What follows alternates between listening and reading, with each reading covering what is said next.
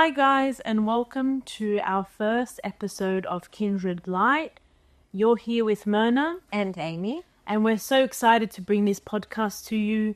We want to start by saying thank God for this opportunity, to share this with you guys. This journey that we're both on, we found that, this has happened to us recently. We're both new mums, and so many other people around us are also on this same journey. We wanted a place or a community where we could share our thoughts and our feelings, and hopefully you guys can chip in as well. And as we go through each podcast, each episode, there'll be things we learn. But the most important thing we have focused on is that God is with us throughout it all. Amen. And, we just also wanted to mention something very important that, Amy and I are first-time mums, and we haven't started this podcast because, we think we know it all. We've aced it all, we've got it going. Exactly. Yeah, it's all smooth. No. Exactly. The reason for this podcast is because we're learning. Yes. We've got a long way to go, and there's so much to learn from you guys and from others and from each other. Yeah. I want us to have this community where we can talk to each other, share with each other, laugh with each other, learn from each other. That's the purpose of the podcast, and we hope you guys love it. Yeah, we can't wait. All right, so without further ado, should we get into the first topic? Let's do it. The first topic we're going to be looking at today is expectations versus reality. That's a good one. Yes. When I first when I first fell pregnant, I had these huge expectations. I had lists of things that I wanted to do, things that I had to buy, yes. And like how you thought the labor was gonna go, how you thought bringing up your baby was going to go, and when it happened, it was a huge shock because everything didn't go to plan, which is fine. Yes. Now that I'm looking from here, at the time I was, what? But it's supposed to be like this and this and this. So this is such an important topic. I've spoken to other mums too, and they thought the same. Yes. As a first-time mum, that is. Obviously, second time is different. God willing, we'll get there. Yeah, but much needed, this topic. For sure. So the first expectation is life after birth. The automatic transition to being a mother, it should really come natural to us. But again, it didn't. It didn't, right. And I think it's just common. Whatever we're speaking about, we've found that it's common to a lot of women that we've spoken to ourselves. And even if you do your own research, you find this information yourself, that after you've given birth, it's, for the first time, I wouldn't say it's a shock period, but something entirely life-changing and new has happened to you. And so it can sort of change the way that you expect to bond with this baby or bond with motherhood. Yeah. When I was in the hospital, when I was pregnant, they offered birthing classes. Yeah. And I went to those birthing classes, and I remember the midwife who ran the class, she was telling us about the baby blues. She said the baby blues is very common. In fact, all the women that she's dealt with do get the baby blues. And if doing some research, I've noticed that around 80% of women do experience the baby blues. But what it is it's like a mild feeling of maybe anxiousness, being overwhelmed, not sure about what's going to happen, feeling moody, feeling teary. But the interesting thing that my midwife was saying was that you will get teary even about the happy things. Yeah, definitely. She said when you have the baby blues, anything and everything will make you cry. Yeah. If someone comes over to visit you and the baby and they break flowers and they make a comment about how you're such a good mom, they'll start crying. Definitely. I feel like that just lasts 4 months and months after. Yeah. That takes a while to... If not, I feel you just... That emotional side of things just stays with you for a long time. So yes. Yeah. That's exactly... And I remember that happened when I came home. My beautiful sister-in-law and mother-in-law had set up some decorations in the house for me. And I remember thinking, oh my gosh, it was an overwhelming feeling. Yeah. And it was emotional for me as well. And many other things, having my husband around, having my husband go to work, that was emotional for me. And so things like the baby blues, that happening after birth, it makes you wonder, why am I not just smoothly transitioning to motherhood? But this is the reality of it, one of the realities of it. Yeah, is you have to go through these things. And, we can't forget that we've just been through such a huge thing giving birth. So imagine our hormones just being all over the place, trying to adjust. And, you know, you just gave birth to your beautiful baby, and it's so normal to feel these things. But also we have to remember it's different to postpartum depression. Yes. So the midwife was stressing, you're more than likely to get the baby blues. It can last a few weeks, 2 weeks to a few weeks, but it is different to postpartum depression, which, you know, when you're pregnant, lots of doctors speak to you about it to help you understand what it is. And there are notable differences. That talk they gave at the hospital was really helpful because when it happened, it wasn't a shock. And I actually had other mums tell me about it, telling me, you know, after you give birth, you will get the baby blues. Don't be shocked. You will feel sad. You will cry for unknown reasons. Don't feel shocked or alarmed. It's just a normal process after such a life-changing event, like you said. That's so important. Yeah. And so don't dwell on it too much. Just know that other women are going through that and that it is normal. Something else that I wanted to add to our talk was about the survival mode. Yeah. That kicks in. Trying to take care of your baby's needs. Yeah. Trying to take care of the house and yourself. When was the first time you had a shower after I the baby? remember, honestly. Like at the hospital, because you know, you can let the nurse know, or if someone's visiting, you can tell them, can you just watch the baby for a bit? Yeah. I need to have a shower. But when you get home, it's a whole nother ball game because that's it. Reality hits. Yes. As soon as you leave the hospital, hey. Yeah, as soon as you leave, you think you're going to come home and it's going to be easy breezy. Or maybe you don't think that. Maybe that's a bit naive thinking, but the idea of not being able to shower, just a simple thing, was a bit of a reality shock to the expectation that was already set. Yeah, and just doing things that you could be able to do small things. You know, cook a meal, definitely. You can't do those things. Yeah. And, you know, sleeping. That's our next topic. But sleeping disappears quickly, especially if you love your sleep. Like me, that was a huge shock. Yeah, sleep is a big one. And I guess maybe with sleep, it's a little bit more expected because everyone talks about it. Everyone drops those comments. That's true. Oh, get ready not to sleep or be prepared to lose your sleep. You always hear those comments while you're pregnant. Yeah. And you think, yeah, it can't be that bad. But then as a first-time mom, and then the baby comes and it's completely on their time. They are the boss. They really are. When it comes to sleeping, they choose when they want to wake up and sleep, when they want to settle down. So that one was, that one was a shock. The way that their sleep is completely different to how you expect it to be. And also, one thing that was a surprise reality was the effects of sleep deprivation. Oh my gosh, yeah. It was really difficult to first cope with the sleep deprivation, especially because I didn't expect or realize how intense it was going to be. Yeah, and how much it affects our moods. Yes. The next day or during, you know, trying to put your baby to sleep. Like, oh my gosh, it's tough. You feel like a different person. Yes. You know, sometimes I felt like a monster. Why am I being so mean? Or even to my husband or people. I was just being mean because I didn't get enough sleep. Yeah, you really become a different person when you don't sleep. And I couldn't believe the effects of it. And then I remember my husband actually sharing with me a point about how sleep deprivation is sometimes used as a form of torture. Yeah, so much because it plays with your mind that much and it affects you. It breaks you down. Yeah, it does. Definitely. Yeah.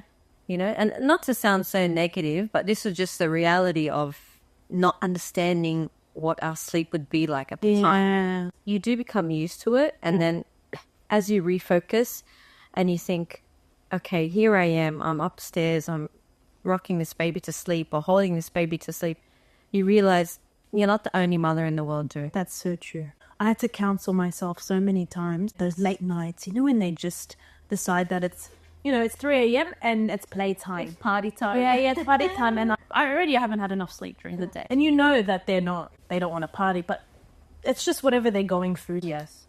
So stage, And I had to counsel myself, as you said, and just remember, you know, other mums are going through this and it's normal. And there's a reason for this. There's a reason to why she's not sleeping at this time and that she's wide awake. Yes. And actually, you reminded me of something. I remember the first time I was really shocked as to why is he waking up so much and wanting to feed so much. Again, I'm a first-time mum, so to the mums out there, this would be obvious to you. But I had realized that he was going through his first growth spurt. Yeah. My son, I have a son.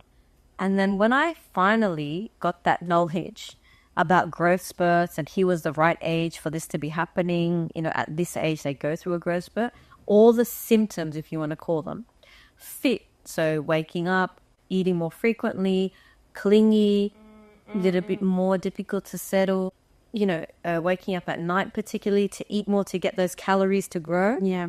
When I read about that, when I realized that this is normal, it really made me feel a lot better. Yeah, it helped you deal with it better. Even me, I'm like, I'm not going to get annoyed now because there's a reason why she's going through this, and it's probably her growth spurt. Yes. She's been fed. I know that she doesn't have a sore tummy because she's not crying, but just wide awake. Yeah. They just don't want to sleep. So I just nailed it down. Okay, she must be going through something. And I know you've mentioned before that when you see that your son has had a rough night or is not sleeping, the next few days you've noticed that he's got a new skill. Yes. He's learned a new skill. Yes. And that makes so much sense. And So true. these are the things that we're not told beforehand, about this. I only knew about growth spurts after my baby was born, and my cousin Rania because my baby was born in Greece and I was living there. She was 1 month, I think, at the time, or 2 months. And she was just going through some funny stages. And Rania, my cousin, was there and she's like, maybe she's going through a growth spurt. That's why she's being this fussy. And I was like, what is that? So I had to look into it. I didn't know before then. And then your life changed. Yeah.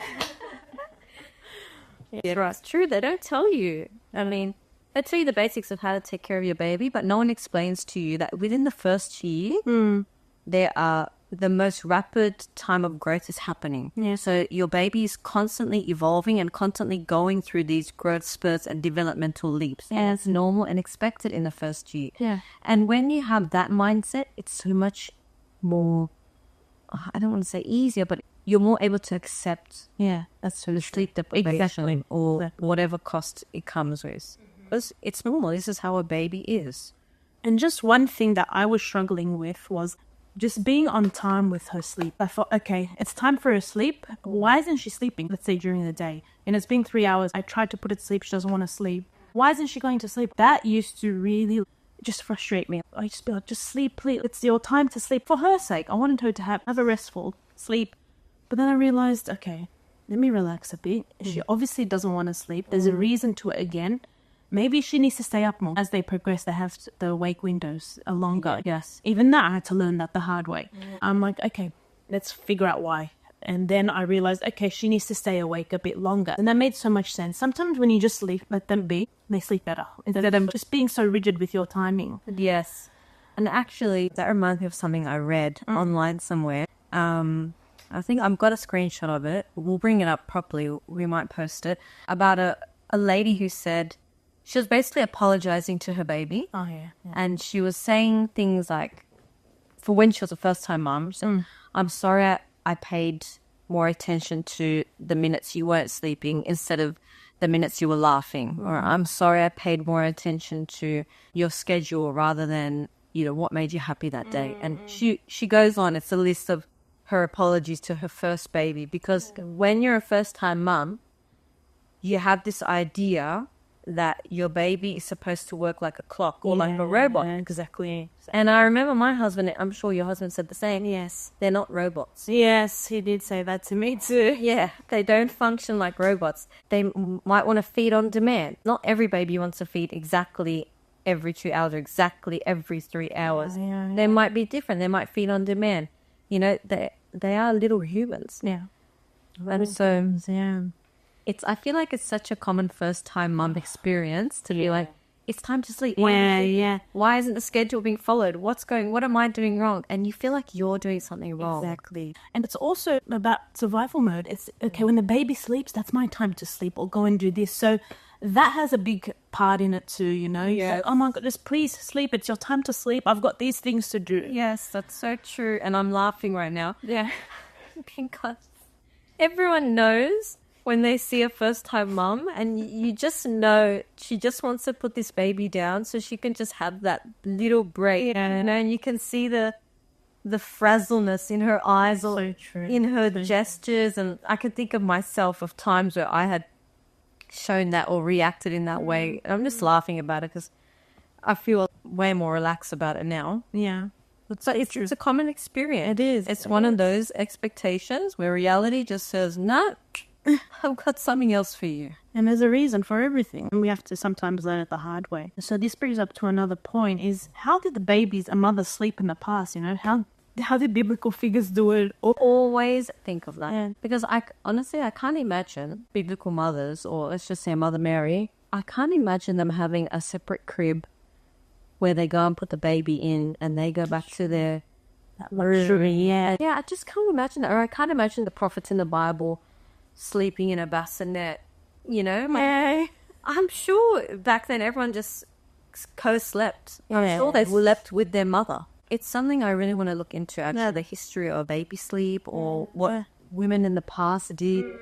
How were they? How was mothering then compared to now? Yeah, we could dig deep for that, I reckon. Oh, I wish I could spend, when I became a mum, I wish I could spend 5 or 10 minutes or so sitting with Mother Mary and asking her, how did you do it? Yeah. What did you do? What worked with Christ? How did you settle him? How did you spend time with him? Because thinking about it, I'm a first-time mum. She was a first-time mum in an entirely different situation. How did she do this? It's so true. Here I am in the luxury of my home, hospitals, programs, online support, my family, my husband. I've got everything I need and more. Yeah. How did she do it? She was a young girl in a stable. She had to hide it from everyone. If anyone would feel alone about it, it would be her. Be her, definitely. Did she get the baby blues? Did she have to go through that? Did she wonder, is my baby supposed to have a routine? How did she deal with it? And I remember saying it in one of my group chats, I have such a newfound admiration for Mother Mary after becoming a mum. She had the responsibility of raising the Messiah. Yeah. That's huge. And you know what? You just can imagine them keeping it very simple. It's us. Yes. So overcomplicated. That's so true. And it's about what they're selling, who's selling this or that. Marketing gets us, I have to say. Yes, with it does. like extra things. I'm not talking about baby cribs, and there's some extra things that we can talk about in another time where we think we need to have to help our baby sleep. Yeah. But sometimes it's just keeping it simple. Yeah. It's just putting it. And, there have been times where my baby just doesn't, she doesn't want to sleep in her crib. But sleeping next to us in the bed safely, co-sleeping has helped. Sure. Where she'll wake up in her crib 5 times throughout the night, but when she's in the bed with us, sleeping through the night or waking up every couple of hours, not as often as she would be. And that's fine. That's a phase that she goes through. There's been other times where she sleeps great in her crib. Yes. So there is a time for her. Yeah. That's right. I feel it's frowned upon sometimes because people misunderstand co-sleeping too. Yeah. Because it's not done safely. But when you do it safely, it works wonders. Yes. And I think also it's really common. I think it's more common. People are just too scared to talk about it. I think it's more common than people think. Yeah. I mean, you buy all the necessary things. You buy the bassinet. You set up the baby's room. But the baby ends up with you in the bed. Let's be real. At one point At or one another. point, yeah. Whether it's short time or a long time, the baby does end up in our bed now. And you know what? I was doing some reading, actually, a few articles. And, I read that somewhere close to 90% of the world population co-sleeps. Okay, interesting. Yes, and it's really just I guess you could say recent. Yeah. When I say recent, like the last 200 to 500 years. Here in the West, have we introduced the idea of baby sleeping alone or not with the parent? Yeah. And it was for many different reasons. I mean, for survival, they had to have their babies close to them. Yeah. They didn't have what we have now, houses with locks and doors, and they had predators after that. So there was a reason for the baby to be close to them. And also the fact you said, keep it simple. Just when the baby's next to me, the baby sleeps. When the baby sleeps, I sleep. Exactly. For the first 3 months, I remember I was terrified to have the baby in bed. It's scary. Yeah. You just feel like you're going to squash them or something. Yeah. And you had these constant reminders, make sure the baby doesn't sleep in the bin? Do you make sure the baby's in their own sleep space on their back? You have all these sleep reminders. And as a first-time mom, you're like, of course, you want to tick all the boxes. Exactly. But eventually, you find your rhythm and you find what works for you and your baby. For some, it's co-sleeping. For some, it's not. In our experience, co-sleeping has definitely been something good for us. But just side note, has anyone ever, including you, when you do have your baby sleeping in its cot or bassinet, some of you might have it in your room or in a separate room, that's fine, but you know, the first few months when I used to put her down in her bassinet and she'd be next to me and I'd fall asleep in my own bed, I'd wake up randomly in the night and think, where's the baby? I'd think like I'd put her in my bed. And I never used to, for the first 3-4 months, I never used to put her in my bed. Yes. But in those first 3-4 months, that's when I would wake up startled and be like, where did I put the baby? Where is she? Did she fall off the bed? And then I look and she's sleeping peacefully next to me in her bassinet. Has that ever happened to anyone? Yes, Please let us know. Because is that normal? Again, sleep deprivation, and that's what it is. You start to hallucinate. Okay. Yeah, I remember actually. I think I remember vividly 2 times it happened where I woke up in a frantic hot mess because I thought I was holding the baby in my arms. So I woke up to quickly realize, you know, you fell asleep while the baby was in your arms. When the baby was peacefully, like you said, in his bassinet, sleeping wonderfully. I don't know what it is. It's just some sort of like safety mechanism that's naturally in us. Yes. I speak about that, I was going to say, I think as mums, it's a safety mechanism. Like you said, you wake up to remember where's the baby, to take care of the baby. And babies have that too. Yeah, they do. I forgot the name of it. That one where they flick their arms up. The horror reflex. That one, right? Yes. That's one of their safety. That's one of their and even waking up frequently throughout the night is actually an inbuilt or biological safety mechanism to prevent SIDS from happening. So babies have to wake up during the night. It's to keep them safe. Okay. And we mentioned that we are in survival mode, but so is the baby. Yeah, that's true. We forget about that. Yeah, the babies come out of the womb into the world, and all it needs and wants is to survive. All its needs are survival, eating, sleeping, feeling safe, feeling loved. Poor baby, they're in survival mode more than anyone. It's true. Okay, let's move on. We spoke quite a lot on sleeping, so let's move on to baby growth, the expectation. We expect our babies to grow a certain way or to do certain things according to what my friend's child is doing or what the internet is telling us for them to hit these milestones according to each age. But again, the reality is every baby is different. The time they hit their milestones is different. Some babies might be walking at 10 months while others might be walking at 1.5 or more. You don't know, or talking. They might be talking before they're walking and eating solids before. I feel like there's that pressure on us or that misunderstanding. Yes, and I think it's a first-time mom symptom. I know if there are any second time, third time, fourth time, fifth time moms listening, you guys are probably just laughing at us. Yeah. And that's completely understandable. It's a first-time mom experience where you think everything has to go in a certain order. Yeah. And there's just the way we live too as well. But motherhood aside, it's the way we live. We feel like we have to do everything 1, 2, 3, 4, 5, 6 in order. That's a good point. Yeah, I didn't think of it like that. But yeah, back to having the baby. You think the baby's supposed to walk, talk, crawl, sit, roll over, babble, blow raspberries, all at a certain specific time. Yeah. We don't give our baby that bit of grace. Yeah, there's a range. Yeah.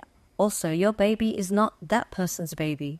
Your baby is your baby. Your baby is unique. Yeah. He or she has their own personality. Yeah. He or she, it might be active. He or she might be more of a chilled kind of person. Yeah. You know what's funny? Even though my son is very young, he's just 5 months, I can already see his personality. I can already tell if he's more of an introvert or an extrovert. Okay. Because he's unique. So I can't expect him to be like my neighbor's baby or like your baby. Yeah. That's his own person. And when we view it in that way, like, they're not robots, then we're okay with the way that they're hitting their milestone. The way they're developing, 100%. Normal. Yeah. Acceptable. Yeah. And believe it or not, it's one of those cases where when you don't pay too much attention to it, it happens. It happens, yeah. That's so true. I had a mum talk to me, actually. I was asking me questions about the baby because my baby is walking now. She's 1 and a bit. Yes. And her baby just started walking. And she was saying to me, is it normal? Her baby, I think, was 10 or 11 months at the time. She's like, is it normal for the baby to start walking and then all of a sudden she just stops walking? She goes back to crawling again. I said, yes, it's totally normal. For them to walk is something huge. So imagine them, they'd be tired, whatever the reason is. Yeah. It's so normal, but we don't talk about it enough. And Yeah. I think that's the problem, where we just expect the milestones to be all the same. Yeah. But when you talk to another mother about it, you'll be like, yes, it is normal to do that. Or maybe something else is normal for them. They're teething coming at a different time. Yes. I know some babies that their teeth have come out at birth. Yeah. Or even 3 months. And my baby just had her 5th tooth come out now. Other babies wouldn't. That was also an eye-opener that babies do develop at different times, and I had to Google that. I was worried a lot. But then again, I realized that there's a reason. Yeah. Baby growth is not a linear process. It's not, has to follow 1, 2, 3, 4. I mean, there is a range that is common to all babies, or a broad kind of expectation, a broad one. Mm-hmm. But again, it's when we become so obsessed and narrow in on the baby should be at this point now, at this time, the baby should be doing this. Mm-mm. And if it doesn't happen, if that expectation isn't met, it completely messes with your reality. So true. But the truth is, it doesn't need to be met that way. That's not how babies work. That's not how motherhood works. Yeah. And you can apply that to any area of your life. Yeah, for sure. And like you said, just talking to other moms, you realize, oh, this is so common. What I was doing, and I still do it now, is I constantly going online and reading or participating in mum chat forums. Okay, nice. Yeah. And the stories you hear and the feeling of relief that you are not alone. Yeah. And wow, this mum's going through that and that mum's going through this. Yeah. It's really just, it's your own little world and it's completely normal. Yeah. Okay, so our next point is connecting with your little one. The process full of love and joy and figuring out who they are, what they like, what they dislike. And again, remembering that they're their own person. They're not me. They're not my husband. They've got their own little traits and personalities, That's so true. little cute sides of them. And we can't force them to be something they're not. Sometimes I get a bit frustrated or annoyed if my daughter doesn't like a certain food, for example. I think, but it's delicious. Why doesn't she like it? But I know, but okay, she's got different taste buds right now. She's a different. She's not me. Exactly. Yeah. She's not me. Yeah. And one thing I also realized, because my son is a lot younger than your daughter, when you first have the baby and perhaps you're going through the baby blues, or maybe you're not, maybe you're just going through such a life change and you've got guests coming over, and if you don't have guests coming over, you're trying to catch up on sleep. If you're not catching up on sleep, you're trying to have a shower or whatever it is. Sometimes it feels like you haven't had that moment to connect with the baby. And, I was speaking to a mum recently who felt like she didn't have that experience with her baby yet. And as a first-time mum, you wonder, why aren't I connecting with this baby? Yeah. But it's something that takes time. It can take time. And it's an everyday practice. Yeah. It's not all of a sudden. You leave the hospital and you're an expert on your baby now. No. It's an everyday practice. Every day you learn a little bit about your baby. And when you learn about them, your love for them grows. And they learn about you. Yeah, for sure. They learn about you. And their love for you keeps on growing. One amazing expectation, I guess you could say, that completely surprised me is how much babies love their parents. We are like God to them. Yeah. That's what else. Especially when your husband comes home from work or you just step out for a bit. Or when you go to pick them up out of the bassinet after they've woken up, when they see you there, that look in their eye, I know. That's love. Yeah. That's real love. True. All these things take time. And I feel like once you start to see that, your baby's reactions to you, that's when your connection with them fires. And something to add, after your baby is born, they say 40 days. Our church says 40 days. And I think it's just a general practice. I've heard even in Greece they do that too. I don't know about, is it the same with the Coptic community? I'm not too sure about the entire community, but definitely up until baby is baptized, generally you wouldn't go to church as a mother and have communion until the baby's baptized. Okay. That's So, interesting, yeah. because you're at home with the baby. Which is so important. I feel like those first 40 days are so important, and that's where your baby and you should be bonding the most. right. As much as we love having people around, some people are very social and stuff, but I'm personally the type where I would have just liked to spend, which I did, just spend that 40 days just focusing on my baby. And look, you need that. I'm not saying not to interact with people or your family. No, you need that social interaction, whatever way you want to do it, but still, give yourself some time. Okay, let's say your friends come over, that's fine. Yes. But then give yourself that time where it's just you and the baby. Like, Yes. Create the block. yes. And like to that time or on this day or these few days every week, I'm not going to have any guests over. What was easy for me was just either go through a week where you constantly have guests over or just have one day where everyone comes over. Okay, yeah, that's good. And that way you spend time with your guests and they're about to see the baby and meet the baby. And then you have the rest of the week or the rest of the day or however you plan it to just sit back and relax. If a friend's baby's born, I'm mindful of that. I'll ask them if it's okay, do you want to come over or do you want some time? So I think that's good to ask before. Again, social interaction is important, but that time is so important because just imagine your baby's been in your womb for 9 months and you just want those first few months to comfort them and let them know you're with them. Especially if you're breastfeeding, to need that time to establish it.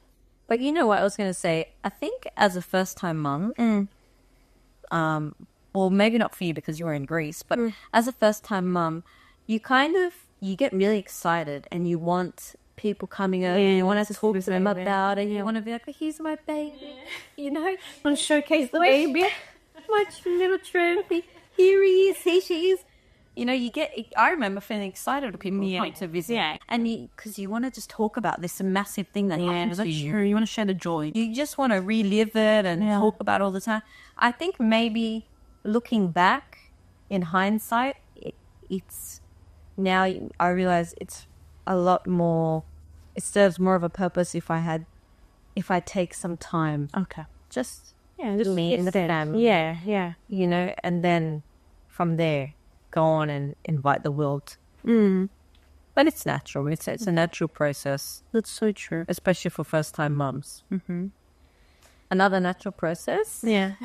The idea, I think we've mentioned this before, but the idea that after the baby, life continues as normal. Oh, that's such a big shock.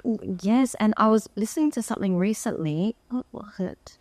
It was another podcast. I can't remember now, but basically the woman on the podcast was saying couples who have a baby and think that life isn't going to change are really setting themselves up for a rude shock. And she was saying, before you have the baby, you should tell your partner, when we have this baby, be prepared for everything to change. And if we can do that before the baby comes, have that conversation with our partner, have that reality check, then when the baby's here and when we're no longer able to have all our friends over or go out constantly, be here, be there, it won't be such a shock to us. Life is not going to continue as normal. You are not going to go for coffees when you want. You can't stay out as long as you want. Yeah, even as a first-time mum, you already panic to be away from the baby. You don't want to be. Yeah. But say you've gotten over those first few months and you're happy for the baby to be left with family or whoever, you're in a time limit. Time is not what it used to be. Yeah, so true. And as you said, you don't want to be away from the baby too long. I don't know. For me, something's just like, oh no, I miss her. I've just started picking up a shift or here, there with a company. And it was only 2 hours. 2 hours or 3 hours that I worked. But then when I came home, she was looking for me. She was looking for me. And I missed her so much. She gave me the biggest hug. And I know. And it's been 1 year. And I'm still like, just put it in your pocket. She boss everywhere, right? She can't talk, but she'll point. She'll be like, But yeah, it does, if you're not careful, it can affect your marriage too, to be honest. Because you do start putting the baby first. That's your baby is your life, but also we have to remember our husband is there too. And, you know, when we go through those moods of not sleeping, we kind of lash out at them. Take it out on the husband. Yeah, I know. It's like, why didn't you wake up? Or why didn't you feed, you know? It's not that common. It's okay. I need a separate podcast for the husbands to prepare them. Yeah, that's so true. Your wife doesn't hate you. Yeah, it was. She just needs sleep. It just means Her hormones are everywhere, so just give her some time. they're going to have their own podcast called My Wife Has Changed. There's no ideas. I'm married. So stuff like that, marriage changes a bit, but yeah, again, it gets better, and your spiritual life. You need to learn how to readjust your spiritual life. For example, if you are someone who prays standing up, looking at the cross, no, now you've got to pray while you're putting the baby to sleep. That's right. And, it's a blessing too, because then the baby reminds you. It reminds you to pray, because I'll sometimes look at my baby when I'm putting to sleep. I'll pray for her. Yeah. And then I go into my own prayers during that time too. So I remember right before my baby was born, it's so easy, right? When it's just you and your partner or whatever the case may be, it's so easy to have a schedule. yeah. So at this time every day I say my prayers. Yeah. And in this location, in this room in the house, or maybe I go for a walk, or however you do your prayers. It's so easy. And now that I have a child, there was really no excuse for me not to say my prayers if there were times that I missed them. Yeah. But now when you have the baby, it's like that time to say your prayers isn't always there. So you just use whatever time you have. Exactly. And the saints have told us, wherever you are, pray. Yeah. If you're driving, pray. If you're doing this, pray. This also has been an eye-opener to me. It's like, no, I can pray while I'm putting the baby to sleep. I don't have to stand up. Yes. I have to focus on my prayer still, but I can pray this way. Yeah, you can. And how beautiful it would be, right? I remember a priest saying, an Orthodox priest online was saying, imagine a mother sitting in the nursery, a beautiful, quiet nursery, with her baby, rocking the baby, breastfeeding the baby, and during that, while she's bonding with her baby, saying her hourly prayers. And I remember I heard that while I was pregnant, and I thought every time I breastfeed, I'm going to use it as a moment of prayer. Again, in the beginnings, it didn't always happen like that. Still till now, but if we can take every moment and see, okay, I'm not praying the times I used to, but now I have a new time to pray. Now I have these beautiful moments of life in front of me, and your prayer transforms. But yes, that was something I realized. I remember talking to a spiritual father about it, actually telling him, I'm not praying like I used to. I find myself, I'm going to sleep earlier, or I sleep at a different time to my husband now, so now we can't pray together like we used to. You start to worry about it a little bit. You start to think, how am I going to salvage my spiritual? Yeah, it took me a while, to be honest, to get to that and to realize that, because you're so into motherhood and, trying to keep this baby alive and getting some sleep, keeping yourself alive and taking care of the house, you just forget that you can do that. And also on that topic, going to church with the baby. I used to think, why are people not coming to church more after they have babies? I was just confused, and then I was like, okay, now after I have the baby, that makes sense, because the baby needs to sleep at certain times, and if he doesn't sleep at certain times, then I'm not going to sleep properly, and you really need to pick and choose. For now, when I take the baby to church, I know what time to go. Let's say it's half an hour later, an hour later. Yeah. For me, before I had the baby, I was like, no way I could ever do that, go an hour late. No, but now it's like, that's it. You have to work with this. This is what works for you and the baby. That's right. Go at that time. Otherwise, it's not going at all. And so I'd rather be 1 hour late and go than not going. That's such a good point. Just because the timing has changed, don't let it stop you from what you would usually do. Yeah. The baby wakes up, feed the baby, change the baby, go about your daily life. Yeah, that's true. Don't think, okay, I'm stuck at home now with the baby. I can't go to church anymore because I'm going to be late. No, go to church. You're a parent, and church is full of parents. They know. And as we progress in this journey, we'll find our rhythm. It will become easy. It will become more natural. But that is such a good point. Thinking that because our life isn't meeting a certain time standard anymore, we have to just cancel that part of our life. But no, we've got to weave it in. And there's actually a beautiful quote. I just found it. Yeah. I remember reading it, saving it. It's so beautiful, pretty much about what we're talking about trying to fit our prayers into our daily life now. It says, the prayers we weave into the matching of socks, the stirring of oatmeal, the reading of stories, they survive fire. Wow. So those are the prayers that are strong. Those are the prayers that are going to make us the mums we want to be. Reason I wanted to be part of this podcast or this experience we're doing is because there is a version of a mum that I would like to be. And I want to do the best that I can to be that mum for my son, for any future children I may have, God willing. You know, you have an idea of who you want to be as a mother. Yeah, so true. But it's a journey. It's not something that's overnight, you know. It's trial and error. Yes. That's what motherhood is. It's trial and error. Yes. So far, that's right. It's trial and error. I'm sure we're going to look back on these episodes once we've had another kid or two and realize, wow, we were worried for no reason. Yeah, so true. And I was actually talking to another mum recently, and she had said that she's on her second baby now. And she said, looking back, I realized I was so worried and stressed about my first baby for no reason. It's still just natural thing, hey? Something to take. Yeah, so true. And just last point on this is that time that disappears, the time that you had for yourself. I feel guilty because I had things that I like to do at my own time, for example, art or something, or hobbies. Yes, hobbies. That disappears. But when I do it, I feel kind of guilty. Do you feel like that too? Like I feel like even though she's taking care of, like she's just sitting there or playing and I'm doing my own thing. I don't know why. I just feel this guilt where I feel like, should I be doing this? Like, am I taking time away from her? I don't know. I guess it's a balance because if those things make you happy, then it's worth still doing them. I wouldn't just cancel and add together. I mean, that's something that you enjoy. That's part of who you are. And you want to show your child who you are. Yeah, that's true. I mean, you may feel guilty. Other moms may feel guilty. It's just all about balance. Yeah, balance is important and making sure their needs are met first. Something nice I've actually seen online or talking to other moms is including your baby in your everyday hobbies or practice. Nice. Yeah, so if you like to do art, and it's during while the baby is awake, say you didn't have time while the baby was asleep. Yeah. Put the baby in a little chair next to you. Help them to have a full view. Talk to them while you're doing your art. Explain each step. Involve them. That's nice, yeah. Yeah, so they can see what you're doing and who you are and how this is a normal practice of your life. Yeah. Or you know what, if your baby's a bit older, let them sit next to you. Give them a piece of paper so they can copy. Yeah, that's excellent. That's a good point. So involving the baby, not trying to separate our life. You know, this is my thing and that's your thing. That's so true. Us and the baby are one now. This is our baby. They are in our life, not until they're 18, for the rest of their life. Yeah. You know, for the rest of our life. I'm not just a wife now. I'm a mother now. Yeah. You know, there's a transformation that happens. Mm-hmm.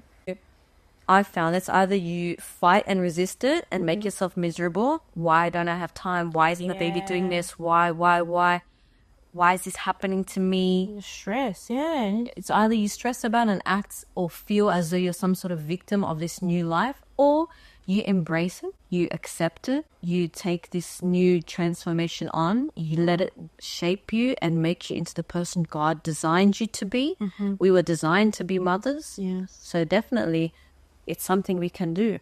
And once you do that, we find the joy in it. And that's my ultimate goal, honestly, is to be the joyous mother. You want your children to look back and be like, my mom was always happy to see. My mom was always happy to talk to me. My mom was always happy to have me next to her. That's what I want my son to think. That's beautiful. Yeah. With God's help. Amen. So after all these points, it's safe to say that, motherhood is a journey that reshapes our expectations and realities in ways we never imagined. Yeah. So there's moments of joy, challenges, and even chaos. But through it all, we need to remember that we're being refined. Yes, we are. And perhaps throughout the struggles and the everyday process of raising our children, it's not just us raising our children. God is also changing us. He's molding us into who He created us to be. We were designed to be mothers. And God has a purpose for that. There is a mother in mind that He has when He thinks of you. That's so true.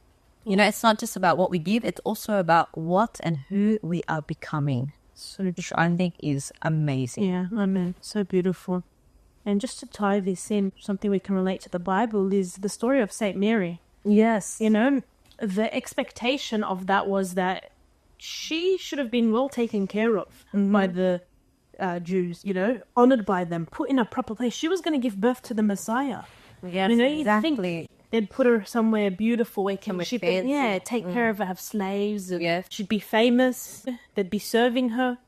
But the reality was the total opposite. She was in hiding, and they just accepted her as a normal Jewish mother who gave birth to a, normal Jewish boy. And she had to hide it for long too. To feel unsafe. Just to tie that all together, let's remember that we are not to put our hopes and expectations on ourselves because we're humans and we're fragile. That's right. But instead, put them and place them on God because He's faithful in keeping His promises towards us. Exactly. Yeah. And it's God's design that we have children, so it's God who's going to help us raise these children. It's not like He's going to say, I've given you this opportunity, I've designed you this way, now go and do it by yourself, figure it out. No, God Himself is a father. Yeah, so true. God Himself is a father, He's a parent, and so He is faithful to keep His promises. Yeah. We keep our expectations on Him, then there's nothing we can't get through, there's nothing we can't do. That's so true. And just one last point. Yeah. Sometimes, as we discuss expectations versus reality, sometimes there's a clear difference. And I've noticed in my own spiritual journey with God, and even before becoming a mother, that the way I expect things to come from God may be different to the reality of it. There's a nice story I'll just tie in quickly. There was a couple of parents I know, and they had their small boy was feeling a little ill. So the dad thought he might do a fast to help the boy get better. Yeah. So he did a strict fast, and it seemed like the baby was getting a little better. But then for whatever reason, the next day, the baby started getting a high temperature.